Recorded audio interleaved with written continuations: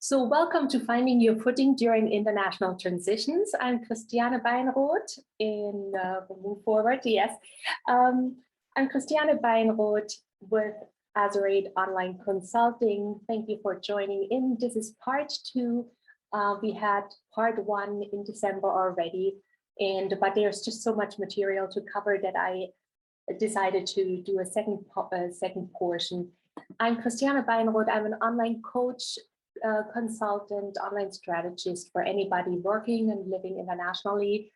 And I work with, people who just in their international living and work just need some support in finding personalized solution for whatever comes up in their life or at work.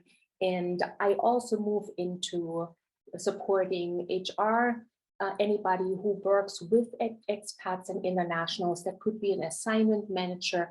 It could be anybody who is a department head, who is just in any way or the go-to person maybe for internationals, just anybody closely working too. So helping before, during, and after international assignments and relocations.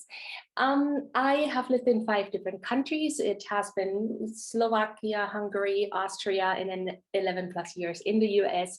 I'm 5 years back in Germany. I'm currently living in Freiburg, Germany, and just consider myself an international person, so to say. Today's topic, when I, posted it on the social media and different platforms, email, newsletters, what role do your personality type, your character traits, your soft skills, and basically the way you take, what role does it play in your expat experience or in the lives of your assignees? And right away, in the formulation here, I want to point out, who is this for? It is on the one hand, this event is for expats and international assignees, but it's just the same for anybody closely working with or being the go-to person for assignees, expats, or internationals. So I'm just happy to have you all. We have these 2 groups of people here tonight, and that's why, but I will kind of get into both the expats themselves and if you are the one who is the go-to person for them. Then at the end, I offer that we have a Q&A if there are any questions. If not, it's fine. Why is Q&A so important? When we tune into a specific situation, it might not be anything close to your situation. Or if somebody asks something, it might not be exactly your situation, but sometimes in the answer, there are principle hidden, or in the whole question and answer, there's principle hidden. And actually it might trigger something in you that you, like something, an idea, an insight that you then can apply to your personal situation. So there are no stupid questions. I just want to encourage you, in case there are at the end questions, I right now don't have a view on the chat. If you have a question, put them in the chat, and after I'm done with the slides, we will take a look at it. So feel free to put a question in, or if it's too complex, I can also unmute you and have you speak.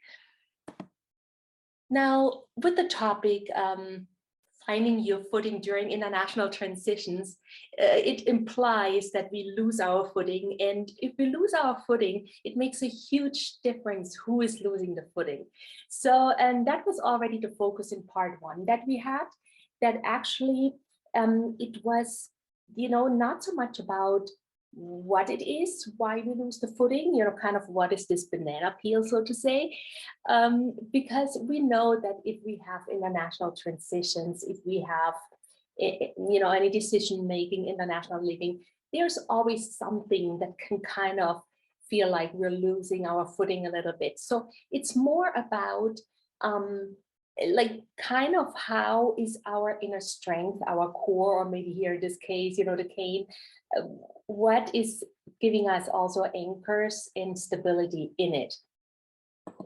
So in part 1, in the session that we had in December, which was, by the way, hosted by the German American business community, and there's a link on the website actually, if you missed it, you can go on my website, azurate.com/live, and you will find the link for part 1. It's on German American Business Community's YouTube channel. You find it. And basically, we were asking in the last meeting, how can we strengthen this inner core, or what anchors help us keep the balance, that when something comes at us, that we, can just deal with it the best possible way. And let's start with an example, and that would be, I follow somebody on Instagram. She's a wonderful lady, and she moved to Canada from Britain. Her husband, I think at the moment, is still in Britain. The kids are by now with her in Canada. And, her process of trying to find a job, finding an apartment there, finding whatever, it has been very drawn out. And what she has done, and I think it's a brilliant idea, she, not every day, maybe every other day, she colors a little post-it note, and it's kind of in a cartoon style. And so one of the days, when it was really cold, started to get cold, she had this little post-it note colored full with boxes, and in the middle, this bubble, like, I found the mittens. And when you think of, here's an example of, she's in the middle of boxes, maybe the sea container came, and she's just trying to find and organize stuff. And for her, one way to, kind of get through this, one tool, one practical thing for her is to just write these little, or color these little post-it notes and just post them. It's her outlet. It's her way of just basically coping with the whole thing, with the whole transition, the international move and transition. And that is what we talked about in part 1. We talked about some practical tips, and then also we dug a little bit deeper into, are there maybe any needs that are not met? So if we get stuck somewhere in an international transition, or if we need to make a decision, or if we see that one family member adjusts and the other one is not, we can dig deeper, because sometimes the reason for it, the root sits a little bit more hidden. And we can ask, or we asked in part 1, we talked about these things. Is there a need that is not met? Something important that was ignored? Is there an inner conflict, a goal not reached, like maybe a value conflict? So if you haven't watched it, I recommend watch it. And because now we will go, what we said, more into personality types, character traits that we have, and how they play a role in our international living and transition. Because it was just way too much material last time. So I decided to do an additional event just from my side. So let's see. We have Mr. Joe, and he goes with the flow. The other day, I talked to some people, and the topic of going with the flow came up, and it was this whole discussion around going with the flow versus, kind of pre-plan things. And basically, we figured out, okay, it can be a personality thing, that some people just are more the type of going with the flow, and some are more the ones who like to hold things in their hand and pre-plan it and then try to push it through.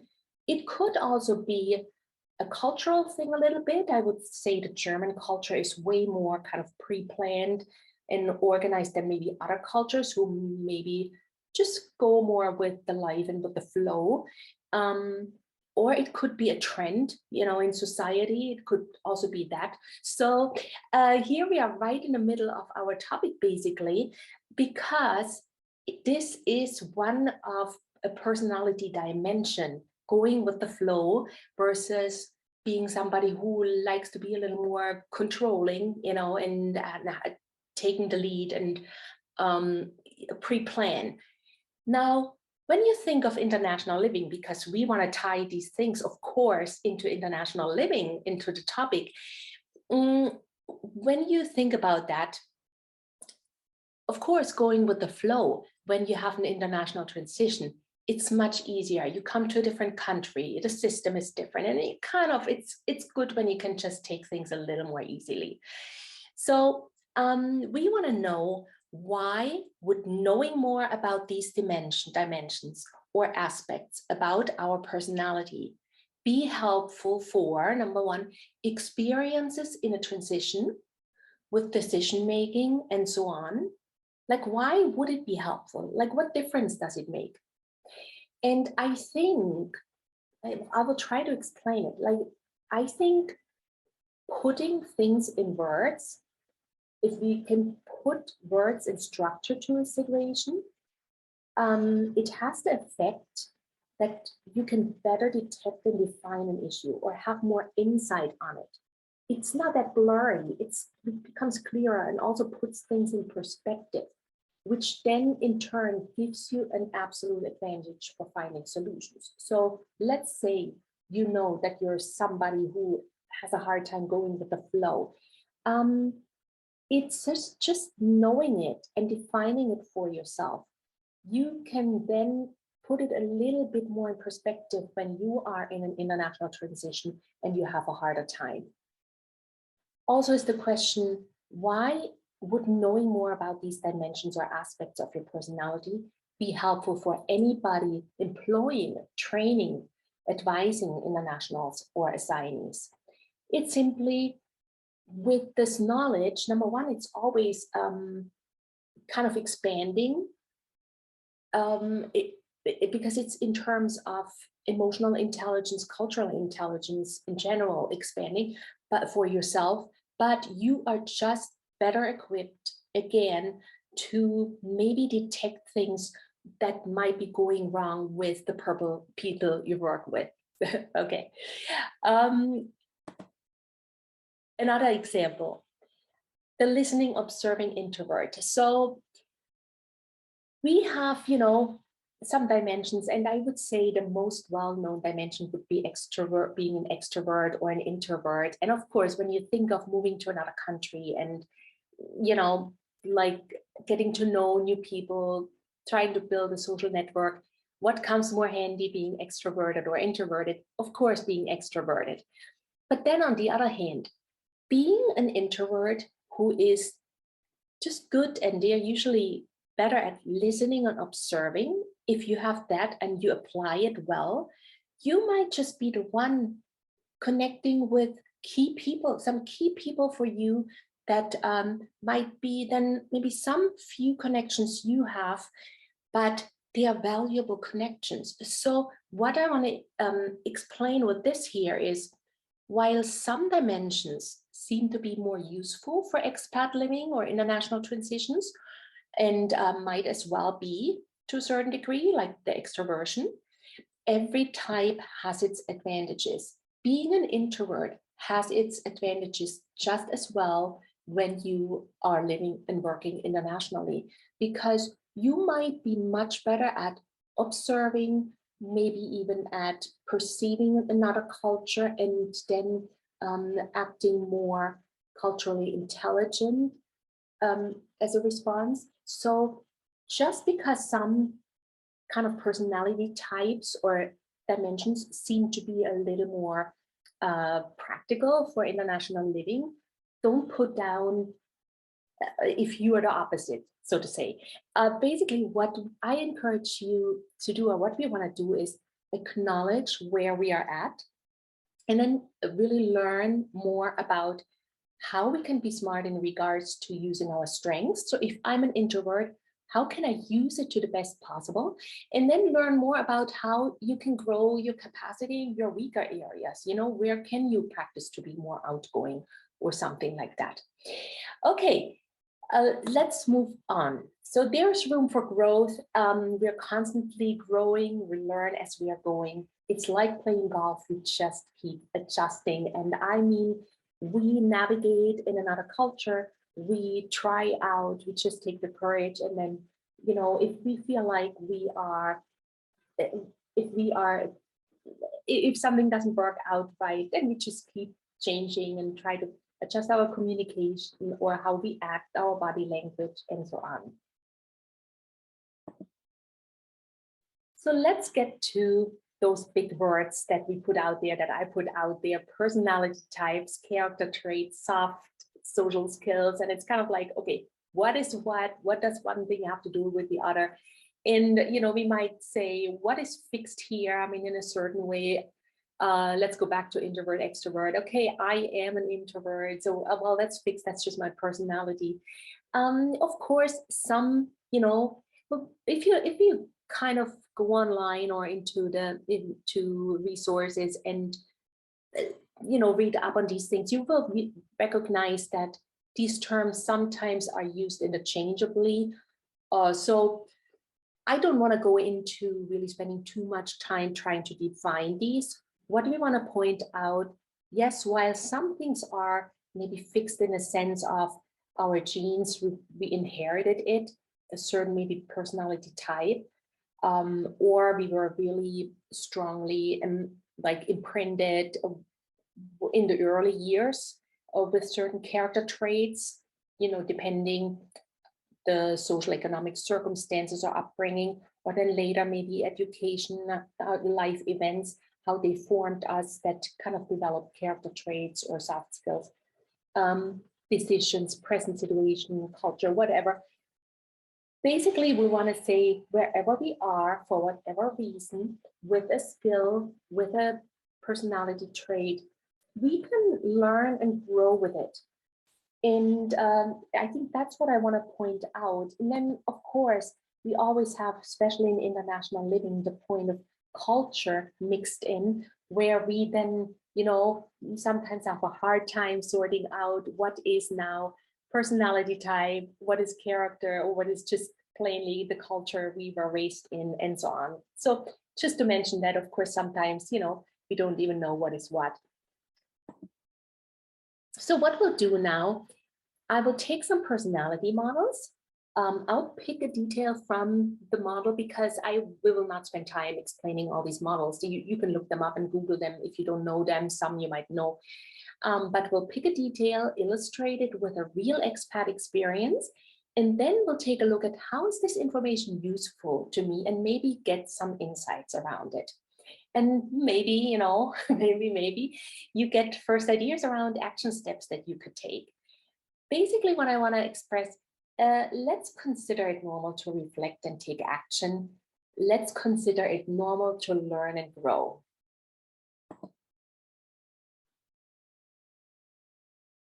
So we have here different bubbles.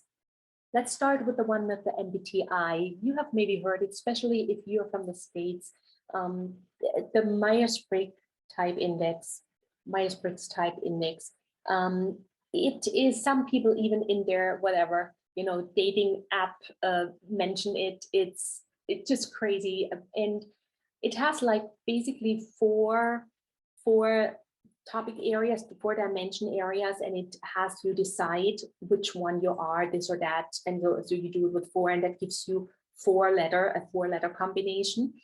And one of those dimensions is what we mentioned, controlling versus flowing. And I have to say, and I want to say that really with these personality models, because I know some people who have apprehensions, they don't really like personality models so much. And I just want to encourage you, you know what? These models don't own you, you own them. Like, for example, the MBTI. I really think it's ways too strong to have me decide on one or the other dimension in this model, whatever, you know, when I do a test, or, you know, I feel pushed in a corner and labeled. But so I take the liberty to just do with it whatever I want. You know, I just take the insights that I get from it, because I feel like in some situations I'm more controlling, and in some situations I'm pretty good at going with the flow. So I think we can really just, these insights that these people had who came up with it, use them for yourself, and whatever, move them around if you feel like they put you too much in a box. Just make them, just whatever you can use from it, make it useful. And really, depending on the situation, we might score totally different in, or not totally different maybe, but on a dimension scale, we might just score differently depending what situation we are in. So, okay, it's getting abstract again. Practical example again. We had one already with Joe who goes with the flow, but I knew somebody in the US. She was an au pair from Brazil, and she would have loved to stay there because, of course, the economic situation is much better in the US than in Brazil. But she moved back. She had to move back basically. And you know what? She was the kind of person who went with the flow. She, just kind of like took it and said, okay, let's move back and see what's next. And she met a wonderful person. He kind of had a desire to go to Canada. They are now married and living with a little cute baby in Canada. And I think it's just, but it kind of fit her type. I think if it would have been me, I might have been having a little harder time with this back and forth and what's next. Then let's see, here we have another example, the DISC model. DISC model is used quite a bit in larger companies, I find. They get, they get training around it. And one of the DISC model is basically two axes. One is task and people, and the other one is extroversion, introversion, if maybe you know it anyway. But basically one type, one combination that you could be in this model is that you are being decisive and risk-taking. And it made me think of a situation of a person. She was working in the US. She worked for a smaller company, and it was time to renew her visa or extend her visa. And yes, it had also to do with the visa regulations, but also her boss was kind of taking it a little bit too easy. And she was actually well liked and really an asset for the company, but her boss just snoozed around it. And she, being a very decisive type, made up her mind and said, you know what, I don't like this. This is getting drawn out too much. I will look for other jobs. And she got a job in Switzerland, moved to Switzerland, and I'm happy for her how it developed. But here we have an example of, let's say, if somebody is in the national decision making, if you have to make decisions around what to do next, do I stay, do I leave? It can come into play what kind of person you are. If you are a more decisive person and you are you're open to something new and risk taking, because that's your personality type, of course, that is coming into play and can be an effect. Then again, if you realize you're somebody who is maybe not so decisive, also then giving yourself some space there and, maybe get some outside advice. And anyway, just to illustrate, even in, let's say, decision-making, personality type can come into play. Then I have another one, and this is a really fun one for me, a crazy one. A while ago, maybe 2 years ago, and that's how I found this a little unknown personality model. It's called the 4 Tendencies by Gretchen Rubin. And she, well, about 2 years ago, I typed into, I was just a little frustrated because I'm kind of the questioning type. And I Googled the phrase, why am I such a rebel? And actually this model, and this came up, it came up in the Google search, the 4 tendencies. It's about meeting outer and inner expectations. And one of the 4 options,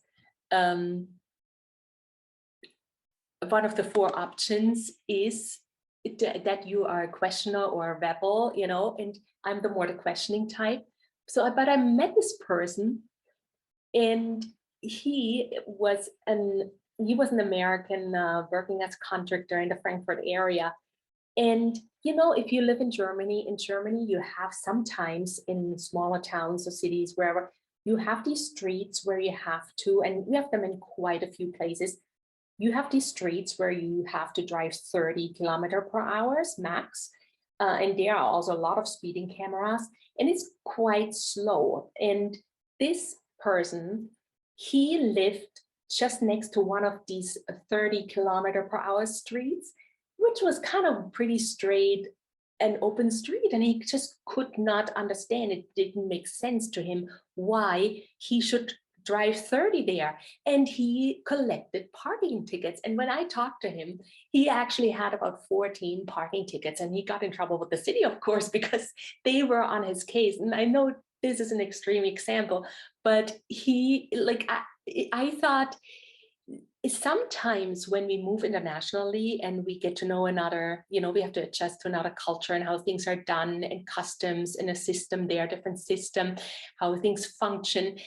We might be, if we are the more questioning type or the rebel type, we might have a harder time with some of these things that are different in another culture or a different system. So just to point out even kind of this in the process of how we adjust to things being different somewhere else can be part of your personality type. Then Enneagram. I kind of just recently really took time to look into that, and it turns out it looks like I'm a type 5.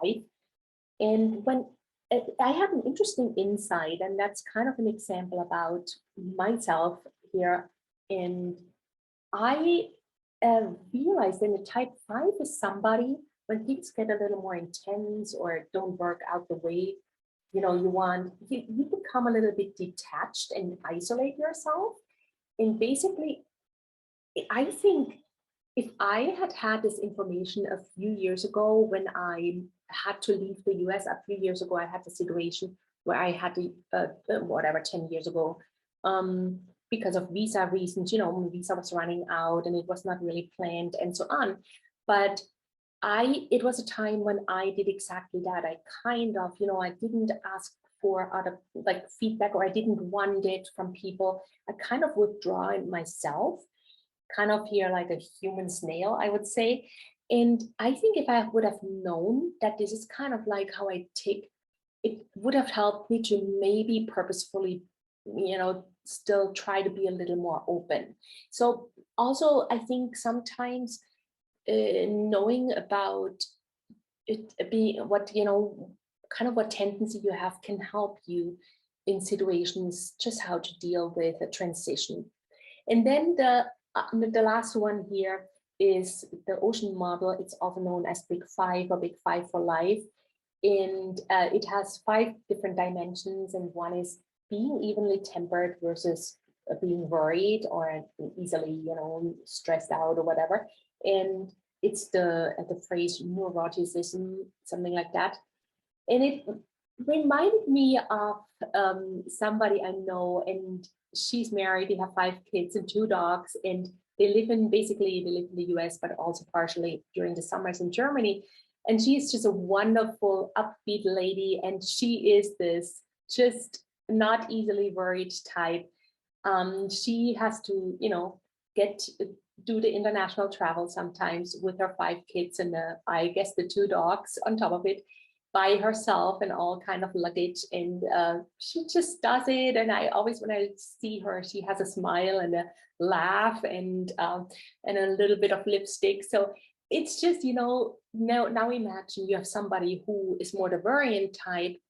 Let's imagine you are moving your family to a different location, and let's say you have an assignment, you feel like it has to work out, you feel the responsibility, and that would be an example of, maybe you're the worrying type. And if you know that, it's just again tying into why can that be, how can that help you with finding your footing? Now, let's say you move your family and you know a little bit more about yourself in terms of your personality, and that you maybe are the more worrying type. Then if you worry, that yes, you can give yourself some slack, because you're rather on this side of the, on this end of the scale than on, taking things too easily. You are the responsible person, and it's okay, you can ease up, sometimes things will work out, and so on. So I hope these examples help illustrate a little bit how knowing more or digging into different personality models and learning a little bit more about how you tick can just give you valuable insights in situations when you are in situations, and help you in decision making, or getting through transitions, and having a little more tolerance in situations, or see it the right way. Now, of course, the purpose of these, when I do workshops, when I do meetings, I always want to make sure we apply it also to our lives. So when it comes now to these personality models, I just encourage you, maybe choose one of these models for yourself. Say, okay, I want to follow up, like after this event, follow up on this or that personality model. Let's say you have never heard about the 4 tendencies. Google it. There are a lot of, with most of these models, they offer you a free test that you can take in exchange for your email address, but you can always unsubscribe, of course. But I think they're so insightful. I love them. And again, they don't own you, these tests. You own this material. You own it. And just use it for yourself, for your benefit. And who knows, maybe in doing so, maybe following up on one of these personality types models, maybe you have a surprising insight regarding your expat life or your work with expats. Okay, now next, we want to look at some traits that could be part of innate personality or learned character skills. Innate personality meaning, something that you just inherited, and that are often or in many places associated with expat character traits. So there are, when you think about what comes handy when you're an expat, there are certain character traits, of course, that are listed or mentioned when you search for them in literature or with people who know a little bit about it. So let's look at that, because I think that's the most meaningful, to look at things that would be helpful as an expat. We have here quite a few, whatever we can call them, also competencies, tendencies, behaviors, assumptions. And you will see some of the words are adjectives, some of them are nouns. I just, whatever sounds better, I put there. I didn't care if it's the one or the other. Now, some of the words you will see: flexible, being flexible, resilient, patient, having frustration tolerant, being open to change, not afraid of challenge, being curious. These are typical ones, I would say. You've heard them probably before. Also having interpersonal skills, cultural intelligence, and so on, being curious. Yeah. There are a few that I find also quite interesting, and I like the wording of it. For example, to be comfortable in your own skin. I really like that expression, because feeling comfortable in your own skin is so valuable when you live internationally, and just having a certain inner security about who you are, because there will be enough coming your way where you feel like, you lose your footing, like we said, or like some part that you identified with is somehow changing, and something, and that could make you uncomfortable. So the more comfortable you are in your own skin, it's awesome. Or I love the expression unstuck. That you're just like an unstuck person, not so set and stuck with what you think is right and wrong and this and that. We can get so worked up about details, and just being, and of course it has to do with being flexible and tolerant and stuff like that. But I just love this word unstuck. So I just wanted to put them out there. Being good humored is another one. I think having humor and laugh is just a gift when you go through international living and transitions and uncertainties. Then another bundle of words here, I think these are interesting too, that are just more practical related. Being organized, being diligent, having some financial skills is very handy, comes very handy when you live internationally.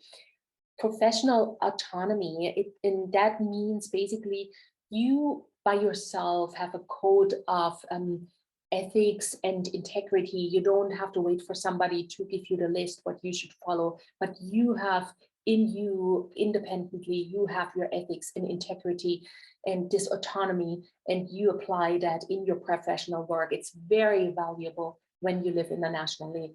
Observation skills are so valuable when it comes to cultural intelligence.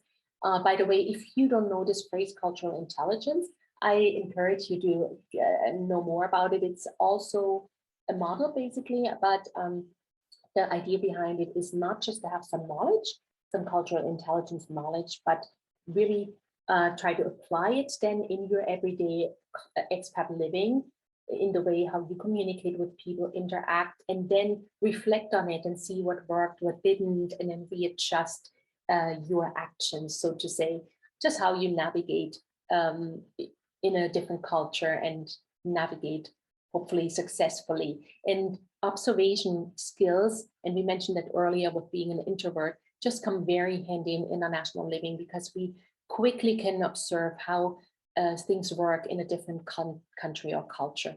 Now, then a why not attitude. I just like this whole idea of being a little bit of a maverick when we live internationally. And that is, I think, also very important when it comes to working internationally, in a sense of, you might in your own company back home at a home base, you might have certain processes and procedures that work very well, but if you try to apply them to another situation internationally, it might not be possible, and then you need to be creative, think a little bit out of the box, because you might just be in a different culture, and so be innovative and creative. So I think it's always good to be a little bit on the why not attitude, maverick attitude when you live internationally. And again, what is it? What does it have to do with our topic, finding your footing during international transitions? It's exactly that. All like these skills that we can have, if we can strengthen them, if we find ways to strengthen them, they just, you know, give us this advantage in navigating internationally. So what we, or better you will do now is basically very simplified and fast speed. We will apply it again to you. Now, in this case, we will just take 2-3 minutes, and you will get the chart again. You will assess your situation. We want to acknowledge it and take action around it. And you will say, wait a minute, I'm listening. So what about if I'm just an employer or superior? Now, just join in the same with the exercise, because if you remember the list, and you get it in a second again, these skills that I listed are just the same simple 21st century soft and social skills, and you will profit from the exercise just the same. Plus, as I said before, it will give insights regarding talent acquisition, talent retention, and so on. So we want to take a look at our personal situation and see if we can apply some of these words that we have listed to our situation. So what you will do now, I will give you the chart in a second again, and you will look at some of these words and pick a word and then think on the scale of 1 to 10, and with 1 being the lowest and 10 being the highest, where would you place yourself when it comes to, let's say, being flexible or being unstuck or being resilient? And think, okay, on a scale from 1 to 10, how patient am I? And, you know, it always depends on the situation, of course. But you can just do an average, kind of put yourself somewhere average. Like flexibility, I would give myself maybe a 6 out of 10, because I know I can be, I think I've learned to be more flexible, but I'm also somebody, I actually, although I coach for change situations, I don't like change in a way. So I will give you the list. You can take a pen and paper and just go through these words for yourself and kind of say, okay, flexible, how flexible am I? I would give myself a 6. Okay. Resilient, yeah, I think I'm pretty resilient. Let's give you, and just give yourself some scores. If you don't get through all the words, no worries. I always love when it's just not knowledge I present to you, but that you can do something with it and apply it a little bit to your personal life, and kind of leave this meeting and, you know, do something with it. So here's the list. We'll just take a minute and go from there. Just take a little time for yourself And give yourself a little scoring, 1 to 10. Patient, how patient am I on a scale from 1 to 10? Financial skills, 1 to 10. Am I curious? Am I a maverick? Do I have a why not attitude on a scale of 1 to 10? And so on.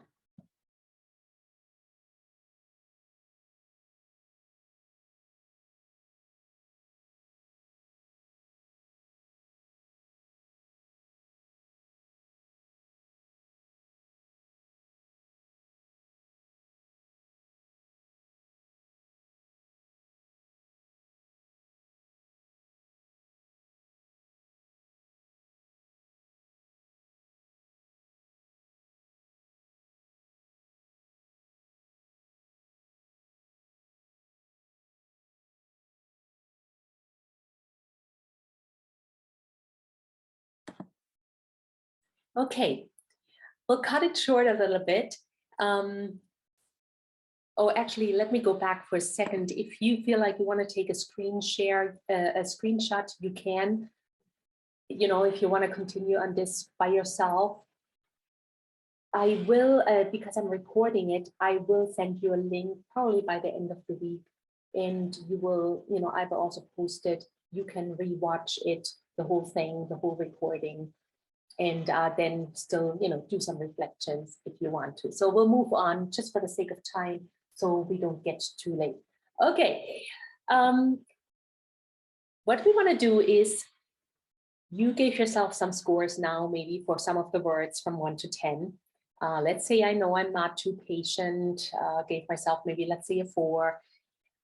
Choose a trait or skill where you're not happy with what you just found, or maybe, you know, or pick one, whatever, you know, but choose one that is rather low, not the highest, like, you know, you're not patient or something like that. Then I suggest, and this is not a woo-woo thing, whatever, it's just take a moment and make peace with it.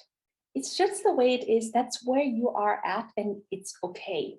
Because often if we score, let's say, you know we're not good at something, we try to push it away, and it's kind of, we get a little guilty about it or whatever. And but you know what, just put it on the table, make peace with it. It's okay. It's not that we want to stay there, but I think just if we really put it out in the open and look at it, then we can take action around raising the score and kind of like see, what can I do to be more patient, or what could I do to be a little more flexible, because it could come handy, because we'll move internationally again at some point.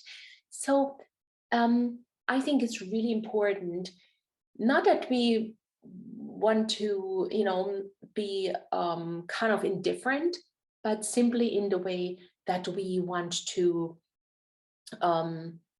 that we want to, you know, not push it away. That's important. So now let's see. Let's take one of these traits that you have there that has a low score and see, what could you do to raise the score? What could you do? And examples, I give you examples. Let's say you're not organized. I mean, being organized helps a lot when you move internationally, when you have transitions, especially with a family. It's really complex. So what could you do to raise to get better at being organized? Well, learn tricks from experienced repeat expats. There are people who have moved their family multiple times internationally. They have lived in so many countries. I have a few people in the back of my mind. Well, you know, learn from them. There are some people, especially on Instagram or some of these platforms, Facebook, you can connect and learn. How do they do it? How do they do it? How do they organize themselves? So kind of taking a little bit action and think, what could I do? Get creative around it. Or if you say, yes, this topic of cultural intelligence, I feel like I'm not very good at navigating a new culture. Well, maybe learn a little more about cultural intelligence, or learn more about the culture that you are in. And you might not have any ideas right now, but I think since we're talking about it, it's more present in your mind, and maybe take it along with you and just keep it in your mind for a few days and think, okay, patience, I want to, you know, learn to be more patient, and being open to it, and just see what comes your way, what other people have experience and like what they have learned in terms of becoming, more patient or more flexible or organized or whatever comes the way here with the different traits. Okay, so this is kind of like you can just for the purpose of applying it to our lives and not just having some dead knowledge here. So you can keep going with this on your own or rewatch it or whatever. So question is really, take a second, what are your action steps going from here? We talked about personality models, we talked about some character traits. What did you take from it? What do you want to follow up on? Or is there just an insight that you have that you don't want to forget? Maybe write it down and look at it tomorrow again. Just think about, is there any action that I can take around what I have learned or what I've heard in these last, 50 minutes or so.